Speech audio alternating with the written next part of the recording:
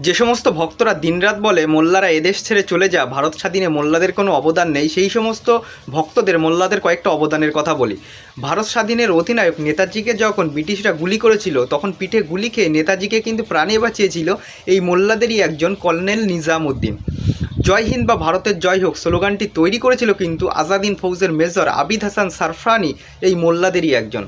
হিন্দুস্তান জিন্দাবাদ বা ভারত মাতা কি জয় স্লোগানের জনক, প্রথম স্বাধীনতা যুদ্ধের অন্যতম মূল সংগঠক আজিমুল্লাহ খান, সেও কিন্তু এই মোল্লাদেরই একজন। দিল্লির লালকেল্লা থেকে ব্রিটিশদের পতাকা নামিয়ে ভারতের জাতীয় পতাকা উত্তোলন করেছিল আজাদ হিন্দ ফৌজের প্রথম মেজর শাহনওয়াজ খান, সেও কিন্তু এই মোল্লাদেরই একজন।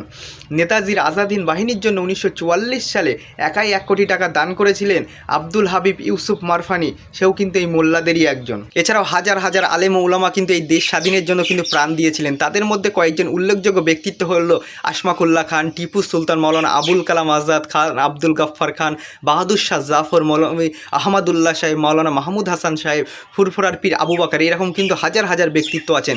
আমাদের মনে রাখতে হবে, ভারতের স্বাধীনতা কোনো একক ধর্ম বা সম্প্রদায়ের একক অবদান নয়। হিন্দু, মুসলিম, শিখ, খ্রিস্টান সহ বিভিন্ন সম্প্রদায়ের মানুষ মিলেই কিন্তু দীর্ঘ সংগ্রামের মাধ্যমে স্বাধীনতা অর্জনে ভূমিকা রেখেছিলেন।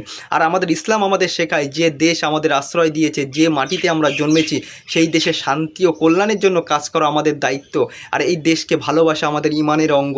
একজন মুসলমান হিসাবে আমি আমার ধর্মকে ভালোবাসি এবং একজন ভারতীয় হিসাবে আমি আমার দেশকে ভালোবাসি। আমরা মুসলমান, আমরা ভারতীয়, এই দুই পরিচয়ের মধ্যে কোনো বিরোধ নেই এবং এই দুই ভালোবাসা কিন্তু একে অপরের বিরুদ্ধে নয়।